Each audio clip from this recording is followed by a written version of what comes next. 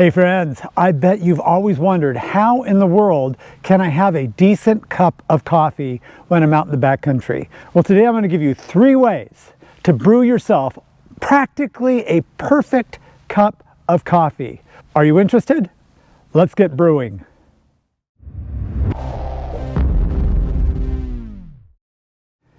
Okay, well, first of all, when you're out backpacking or out adventuring, you're typically not going to have a decent little table like this. I brought this down today to give me a flat surface to work on.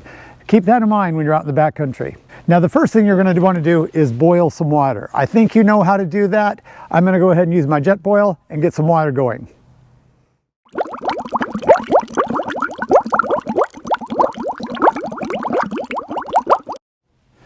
Okay, so we've got our water hot now, and so I'm going to show you my first method. This is the method I used for a long time before advancing to other different methods. But nonetheless, you need a cup. I like these Seed to Summit X mugs. They're really great. They collapse quite nicely. They're zooming right down. So I usually grab one of these, and the next thing that I grab is instant coffee. Instant coffee, that's right. Instant coffee. They come in these little pouches. Basically just tear them open, plop it in, add 8 ounces or so of water, mix it up, and say good morning to the world. Good morning, world.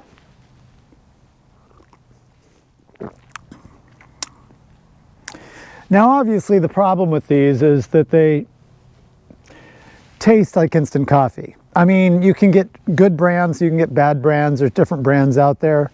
If I'm going to use instant coffee, I'll probably go to Starbucks, because not that I always like Starbucks, but it's reliable and it's easy to grab. And there you go. Other advantages: incredibly lightweight. No weight at all in this at all. There's not a lot of mess. These things go right into your take-it-home bag because we leave no trace. And there you have it. First type of coffee that you can make is right there. It is instant coffee. So later on, I advanced. Actually, it was a few Christmases ago, my son gave me one of these little guys. This is a Seed to Summit X-Brew, a Seed to Summit X-Brew. Again, pretty light. It's not as light as instant coffee, but it's not bad at all. So these guys weigh in at just under 3 ounces, and you just expand it out, and you're good to go. So I have really enjoyed this. A couple of cool things about it is that it does not have the need for paper filters, because it has this incredible 180 micron mesh inside. So you can just add your coffee, go at it. You have to have kind of a medium grind on this. If it's too fine, you're not going to get any water flow. If it's too coarse, it's just going to go to the bottom. So about a medium grind will work great with these. A couple of the challenges that I have with it, though, and I'll demonstrate this to you in just a second. It doesn't fit really well on top of the mug. I mean, it's sitting perfectly right now because I'm being very careful. But out in the woods, you don't normally have a flat surface like this. And it's difficult to actually get it placed, because it's really easy for it to tip in, for it to tip over. And this is the X mug, this is the X-Brew. You would think that it would fit better, but it doesn't. A couple of other things about this one is that while my cup collapses great, boom, this guy does not. It doesn't collapse very well at all. And one of the challenges is if you don't collapse it correctly, the little mesh inside will pop out. Now, that's pretty cool if you want to clean it. But if it's early in the morning and that thing pops out, it can take you a few minutes to get it back in, because it's really, really not that easy to reattach. So there's a couple of the negatives. However, it does make a pretty decent cup of coffee. Let's take a look. Okay, so one of the advantages, again, is that you can bring any coffee you like. You can go to any local roaster and get them to make you a medium grind roast. You need about 2 tablespoons of coffee for every 8 ounces, which is about 15 grams. I measured mine at home, and it is about, this is my spork, it is about 4 of my sporks. So 4 sporks. Okay, there we go. Got our coffee in there. Now, what you do is basically pretty simple. Open up your cup, or use whatever cup you want. Be careful. You pour a little bit of the coffee on the top to begin to basically just get get everything in there. Give it a stir. One of the challenges is, again, 8 ounces, but unless you bring a measuring cup out in the woods, you kind of just got to guess. And then just spin it around like so. I think I'm getting close. Hopefully not going to overrun that guy. And then we wait for it to dissipate and go down. Okay, that's pretty good. So let's give it a shot.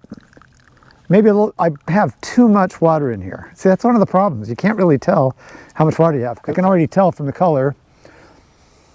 Oh, that's not bad. The aroma's okay.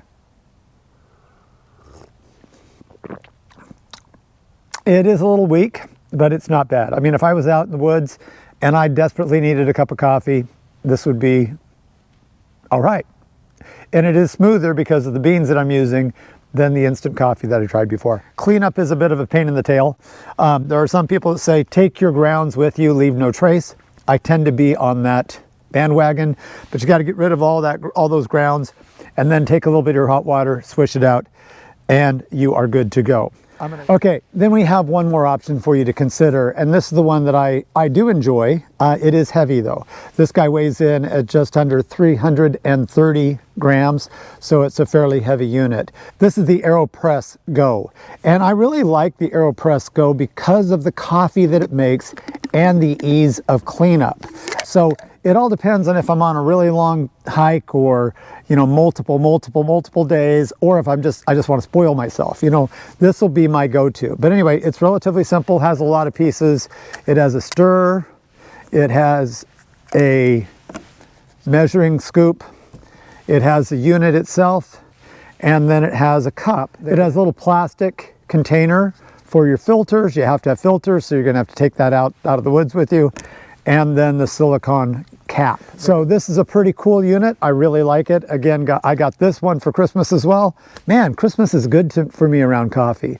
But anyway, let's take a look at how it works. It's pretty simple. What we're gonna do is we're gonna open our little filter holder and grab one filter. Of course, when you're done with your coffee, you're gonna have to dispose of these filters. Leave no trace, so take it out with you. I'm gonna open this unit right here, and this is going to reveal the little filter holder. Put the filter in. I'm going to add just a tad bit of hot water to this to keep the filter in place and rinse it off. There we go. That is hot water. All right. On the side of this, you've got numbers 1, 2, and 3. 1 is espresso. 2 is I have no idea. And 3 is volume for the coffee I like. So I'm going to go all the way up to 3. This plunger is your guide. This plunger is your guide. So I'm going to put it in right at 3. I use what's called the inversion method. So I turn mine over like that. And again, if you got a table, it's a little bit easier. I put in 1 scoop of coffee like that. And then what we're going to do is simply add some water up to the top.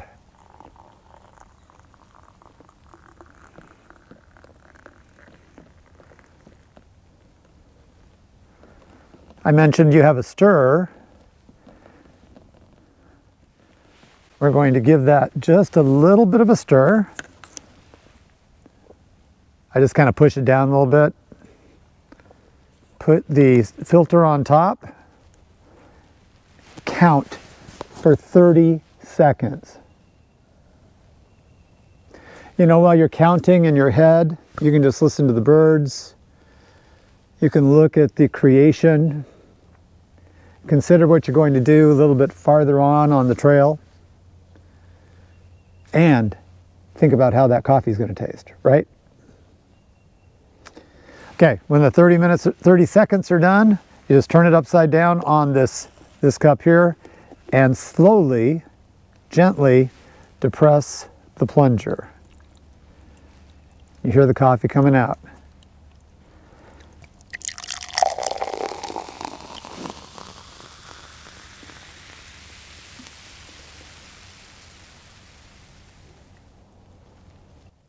When you're done, you hear just a little bit of a hiss to letting you know it's done.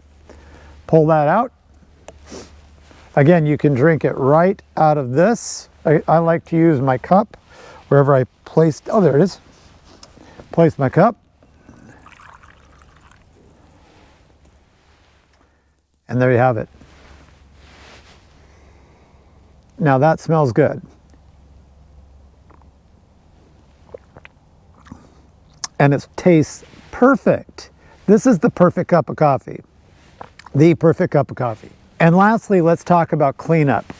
All you need to do is take the cap off here. See, it's relatively clean, not bad at all.